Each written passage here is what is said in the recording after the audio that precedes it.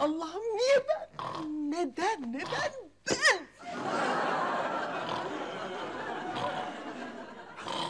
Şenel!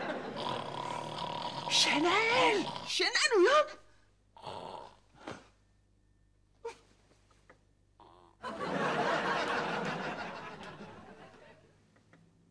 İnanamıyorum. Allah'ım ağlamak istiyorum. Ağlamak istiyorum.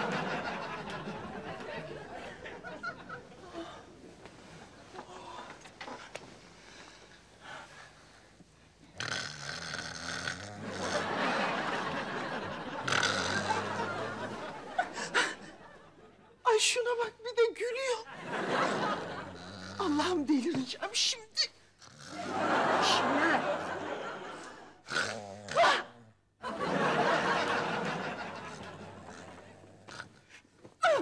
Al bakayım. Al. Vuracağım seni. Sus. Kes sesini.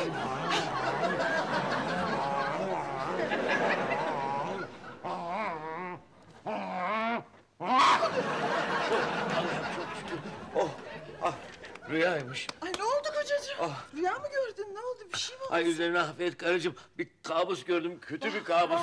Kabusun iyisi mi olur? Ne oldu? Denizde falan mı boğuluyordun yoksa? Ha? Nereden bildin? Evet, denizde böyle sanki boğuluyordum. Yanımda da böyle Gözde var. Çırılçıplak yüzüyoruz. Gözde mi? Ne? Gözdeyle mi? Gözdeyle mi? Ben Gözde mi dedim? Gözde mi dedin? Ne dedim? Evet anlat. Anlat şeyler bakayım. Yüzüyoruz Devam et. böyle çırılçıplak böyle yüzüyoruz böyle gözleme! Buldum. Gözlemeyle birlikte yüzüyoruz. İki elimde gözlemeler var böyle. Gözleme mi? Evet, ben ve gözlemeler çırılçıplak böyle yüzüyoruz. Sen tabii gözlemeyi duyunca Gözde anladın. Benim evimin sağır sultanı. Olur mu hiç Yemezler kocacığım yemezler anlıyor musun? yemezler olur mu? Öyle bir yerler ki o gözlemeyi. Yemezler. Bir dakika çok yakışıyorsun aşkım. Seni. Bir dakika bir şey soracağım. Ne? Peki sen benim rüyamı nereden bildin Allah aşkına? Çünkü seni boğan bendim anlıyor musun? Sen miydin? Öyle bir horluyordun ki bir an cinnet geçirdim sanki anlıyor musun? Bir dakika. Geçirdim. Horluyor mu dedin? Evet horluyordun. Yani horlayan ben mi oluyordum bu yatakta? Ay yok bendim. Komik olma aşkım. Ben hayatta horlama nedir bilmem. Ben de horlamak yan yana. Sen horlamaz mısın yani? Evet. Küçükken bile annem beni uykuya sararmış. Öyle bir uyurmuşum ki sessiz ve sakin. Acaba bu oğlan öldü mü yoksa diri mi diye gelip kontrol edermiş. Öyle sessiz uyurmuşum ben aşkım. Yani sen hiç horlamaz mıymışsın? Ay komik olma, ben hayatta horlama nedir bilmem. Bunu söyleyenler iftira atıyor demektir bana. Ne?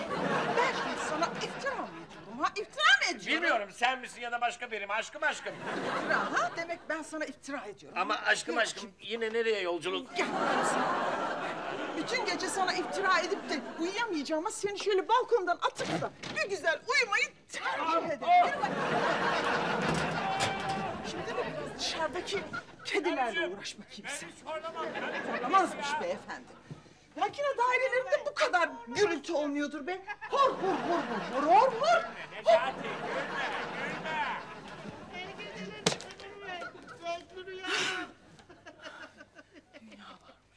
Karıcığım ayaklarım üşüyor. Rica etsem terliklerimi atar mısın? Anlaşıldı.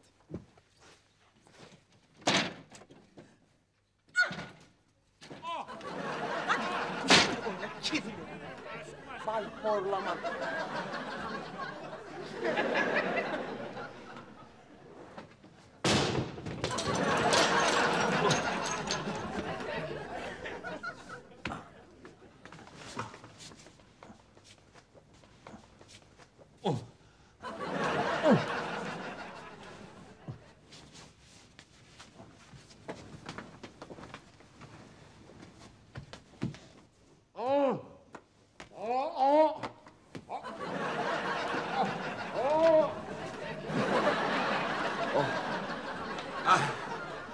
Karımcığım, bu sefer tedarikliyim karımcığım. Yatağımı da getir.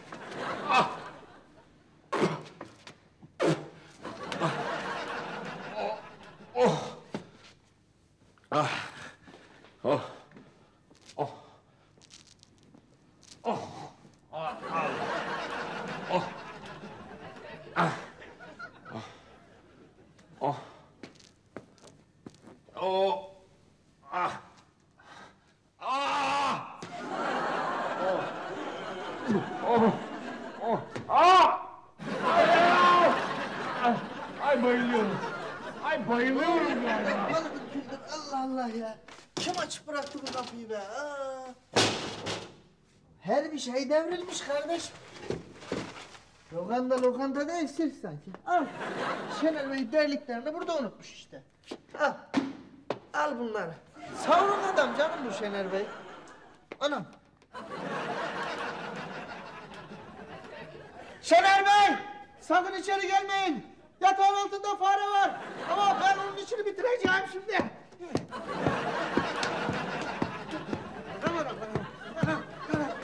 Vurdukça büyüyor bu ya. Ben sana bunun hesabını sorarım.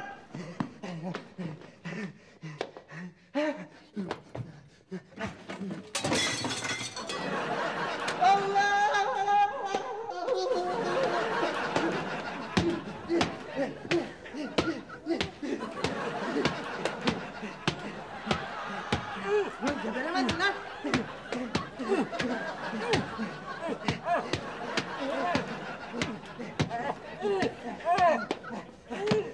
Geberteceğim seni! Ya Şener lan! Ovacı! Öldün oğlum sen! Öldün! Bak bir de bağırıyor! At! Aha ya! Bir de bağırıyor bak! Defol Şener restorandan! Defol dedim! Hadi bir daha hadi fare! Bu sefer bittin oğlum sen, bittin! Al!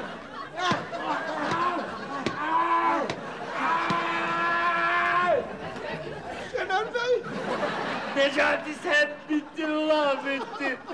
Bittin ne kelime ulan helvanı yiyorsun. Helvanı.